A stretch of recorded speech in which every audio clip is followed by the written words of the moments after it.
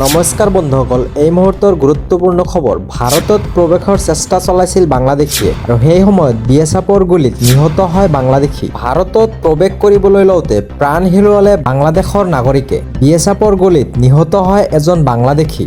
তৰা মিয়া নামৰ বাংলাদেশী নাগৰিকজনৰ মৃত্যু হয়। নিহত যুৱকজন বাংলাদেশৰ কুলাউৰাৰ দহটেকী গাঁৱৰ বাসিন্দা আছিল।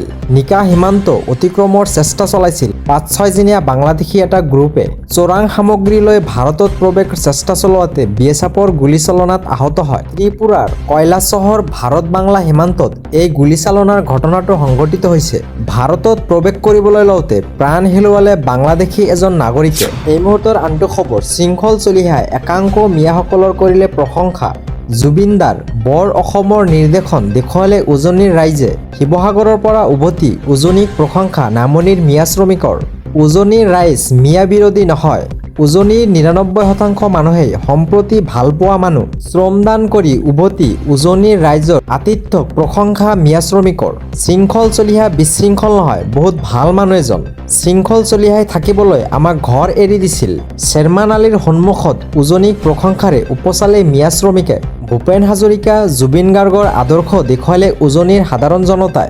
মিয়া শ্ৰমিকৰ হাতত শ্বেৰমান আলীলৈ সন্মান পত্ৰ পঠিয়ালে উজনিৰ একাংশ ৰাইজে। জুবিনদাৰ বৰ অসমৰ নিৰ্দেশন দেখুৱালে উজনিৰ জনসাধাৰণে। উজনিৰ বানপীড়িত লোকসকলৰ কাৰণে এটা ডাঙৰ খবৰ। বান বিধ্বস্ত পৰিয়ালক লৈ ডাঙৰ ঘোষণা কৰিলে ৰাজ্য চৰকাৰে। কোনে কিমানকৈ লাভ কৰিব ক্ষতিপূৰণৰ সাহায্য। বিধ্বস্তভাৱে ক্ষতিগ্ৰস্তই পাব সৰ্বোচ্চ ৩.৫০ লাখ টকা। সাধাৰণভাৱে ক্ষতিগ্ৰস্তই পাব কমেও ১.৭৮ লাখ টকা। ঘৰ সম্পূৰ্ণৰূপে ভাঙিলে পাব ১,২০,০০০ টকা। ঘৰৰ আচবাব নষ্ট হ'লে পাব ১,২০,০০০ টকা। বানত গোধনৰ মৃত্যু হ'লে অথবা উঠি গ'লে লাভ কৰিব ৩৭,৫০০ টকা। বানত গোহালিৰ ক্ষতি হ'লে লাভ কৰিব ৩,০০০ পৰা ৫,০০০ টকা। হাঁহ কুকুৰা গাহৰিৰ মৃত্যু হ'লেও লাভ কৰিব ক্ষতিপূৰণ। তাঁতশাল নষ্ট হ'লে লাভ কৰিব ৫,০০০ টকা। বান বিধ্বস্ত পৰিয়ালক লৈ ডাঙৰ ঘোষণা কৰিলে ৰাজ্য চৰকাৰে। এই মুহূৰ্তৰ আনটো ডাঙৰ খবৰ, ক'ত হেৰুৱাল মানৱতা। ৰাজপথত তেজেৰে তুমুৰলি হৈ পৰি আছে এজন যুৱক। মানুহ আহিছে মানুহ গৈছে, কিন্তু কাৰো আহৰি নাই। অসম ছাত্ৰ পৰিষদ সভাপতি ত্ৰিনয়ন বৰুৱাৰ মহানৱতা। ৰাজপথত পৰি থকা দুৰ্ঘটনাগ্ৰস্তক উদ্ধাৰ কৰি চিকিৎসাৰ ব্যৱস্থা। বজালী যুৱ সংঘৰ সভাপতি ৰাহুল পাটগিৰি, নিতুমণি বৰ্মন আৰু হৃদকেশ কলিতায়ো সহযোগ কৰি পঠিয়াই চিকিৎসালয়। চাংহাৰী সেতুৰ চকীঘাটত সংঘটিত হৈছিল এই ভয়ংকৰ দুৰ্ঘটনা। এতিয়ালৈ দুৰ্ঘটনাগ্ৰস্ত যুৱকজনৰ পৰিচয় উদ্ধাৰ হোৱা নাই। এই মুহূৰ্তৰ আনটো গুৰুত্বপূৰ্ণ খবৰ, মমতা বেনাৰ্জীৰ বাহনৰ ওপৰত ভয়ংকৰ আক্ৰমণ কৰে একাংশ লোকে। আক্ৰমণকাৰী বিজেপিৰ কৰ্মীক আৰক্ষীয়ে ৰক্ষণাবেক্ষণ দিয়া বুলি অভিযোগ।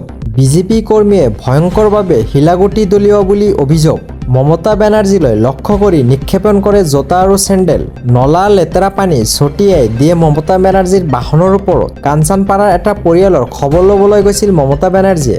আৰক্ষীৰ জিম্মাত মৃত্যু হৈছিল এজন TMCৰ কৰ্মকৰ্তাৰ। ভুক্তভোগী পৰিয়ালটোৰ ঘৰলৈ যোৱাৰ সময়তে মমতা বেনাৰ্জীক আক্ৰমণ কৰে একাংশ লোকে।